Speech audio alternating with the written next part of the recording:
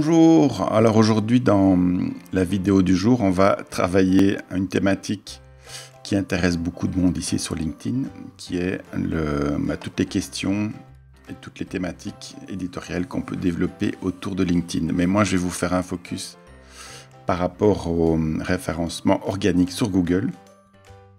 Et je voudrais commencer en fait en prenant un exemple avec une étude de cas que Vincent Ego a partagée il y a quelques jours, où il racontait la progression assez spectaculaire de Wallaxy. Donc Wallaxy qui est justement un service d'automatisation de la prospection sur LinkedIn. Enfin, pas que LinkedIn, mais en gros, à la base, ça démarre autour de LinkedIn, mais c'est une approche multicanal. Alors au début, j'avais un peu une idée de pouvoir préparer une compétition entre SaaS en demandant, ben voilà, entre la grosse machine, Wallaxy, Lemlist par exemple, quel est celui qui gagne la compétition organique. Mais j'ai trouvé un autre angle d'attaque et je vais vous présenter ça. Donc de toute façon, il faut saluer déjà l'effort que Wallaxy a fait, puisque voilà, ils atteignent les 200 000 visiteurs par mois, donc soit 8200 visiteurs par jour, par semaine. Et donc il explique que le chiffre d'affaires a fait x10 en un an, en partant de 1000 visiteurs par jour à 8200. Donc il faut saluer l'effort et le travail qui était réalisé. D'ailleurs, si ça vous intéresse, je vous mettrai le lien. Vincent partage sa checklist SEO pour expliquer comment il est arrivé à faire cette super croissance. Donc je voulais commencer par un premier point et montrer en fait ici la recherche sur le mot LinkedIn. Donc on voit qu'on a 127 474 mots-clés et donc ça représente une recherche mensuelle de 4,2 millions de recherches, donc il faut reconnaître qui est vraiment gigantesque, qui est assez énorme. Alors normalement, quand on va préparer une analyse stratégique, on va aller chercher les mots-clés.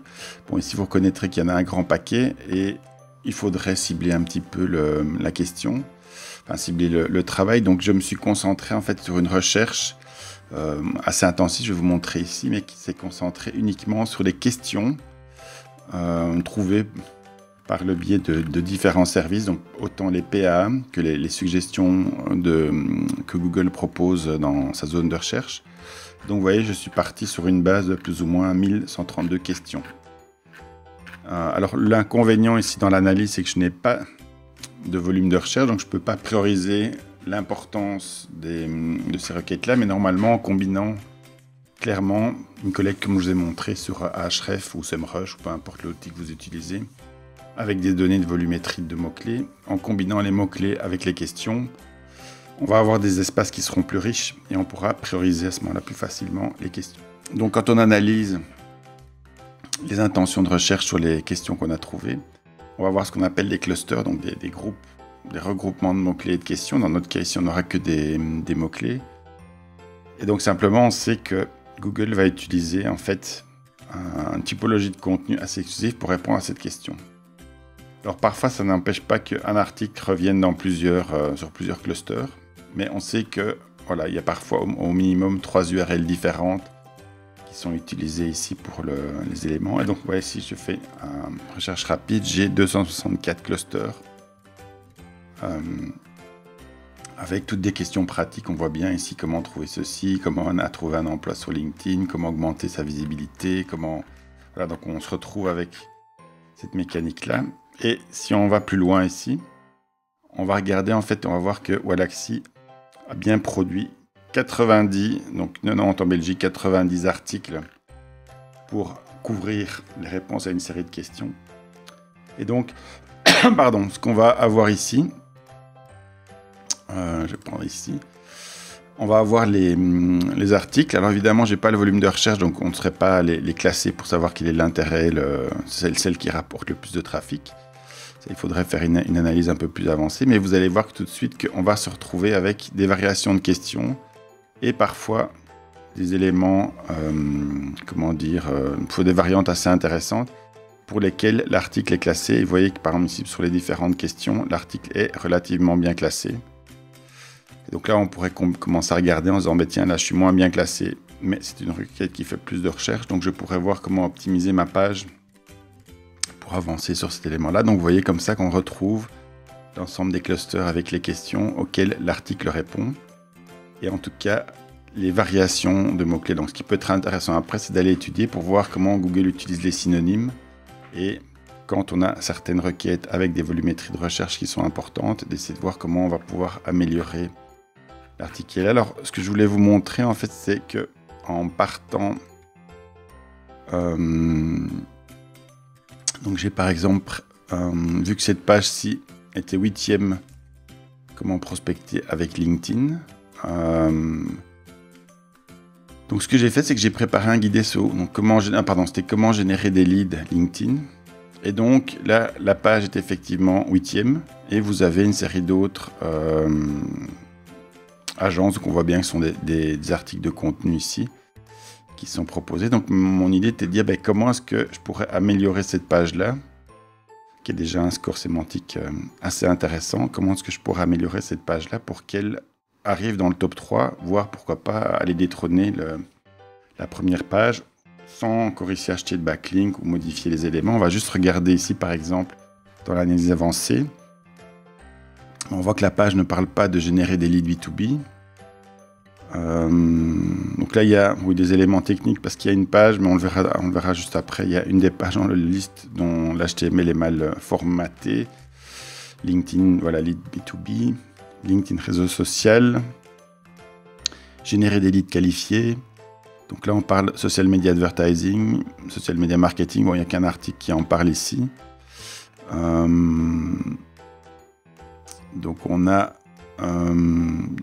générer des bonnes habitudes, réseau social, création de site internet. Donc on peut regarder, on peut en voir les mots doubles ici où on va avoir des expressions, on va retrouver différents éléments, des différentes expressions qui ne sont pas utilisées. Et alors ce qui est intéressant ici, c'est que je vais vous montrer, donc on a les co-occurrences qui sont des combinaisons. Et donc je vais voir par rapport à la requête, en fait on va regarder quelles sont les combinaisons de mots qui utilisent déjà comment générer. On a généré comme. On pourrait demander par exemple quels sont les mots-clés non présents et qui sont intéressants. Donc là je vois que j'ai outils, sales, Casper, prospection, bonne pratique, bonnes habitudes, bonne personne. Voilà, donc par exemple si je demande dans les mots à générer, je vais me retrouver avec génération, LinkedIn et génération, LinkedIn et lead. Donc ça c'est des combinaisons de mots qui doivent se trouver dans les mêmes phrases. Bonnes pratiques, bonnes habitudes. Donc on va voir comme ça déjà une série de recommandations sur des combinaisons qui peuvent être intéressantes. Et ici, on va avoir en fait la structure des différentes pages.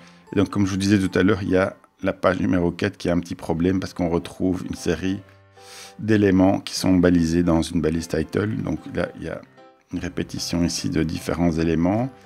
Mais l'intérêt, c'est qu'on va pouvoir commencer à comparer la requête. Donc, si j'ai ma requête qui est comment générer des leads LinkedIn, je vais voir en fait la première répond parfaitement à l'intention. Générer des leads LinkedIn. Bon, celle-ci est une variation. Et par exemple, ma numéro 8. Comment générer des leads. Il manque peut-être encore le mot LinkedIn en comment générer des leads avec LinkedIn en 2022. Peut-être qu'il y a quelque chose qui pourrait être amélioré ici. Et on va se retrouver comme ça avec la possibilité de comparer chaque fois les titres, de regarder est-ce que mes concurrents font le même title, le même H1 que la requête en question, que la balise title. Est-ce qu'il y a une variation ? On va pouvoir trouver ici des éléments avec la structure des articles, des concurrents. On va voir ici comment créer un profil, contribuer. Donc on peut commencer à regarder les éléments, comparer et venir voir si dans la structure qu'on propose, est-ce qu'il y a certains blocs qui manquent ou est-ce qu'on pourrait rajouter d'autres éléments. Donc vous voyez comme ça on peut vraiment comparer les structures et trouver des pistes d'amélioration pour répondre en fait correctement à l'intention de recherche, en tout cas à l'espace des expressions, des questions et des éléments que les autres articles répondent et in fine à arriver à améliorer la page pour la faire progresser dans le top 10. Et au final, une fois qu'on arrive à un certain niveau, là, à ce moment-là, le netlinking ou le maillage interne va pouvoir venir apporter un petit coup de boost pour donner un coup de fraîcheur et faire passer la page, pourquoi pas en top 1, par exemple. Donc voilà, si vous avez apprécié, laissez-moi un petit commentaire ou un petit like, et sinon à bientôt pour une autre vidéo. À très bientôt, ciao ciao.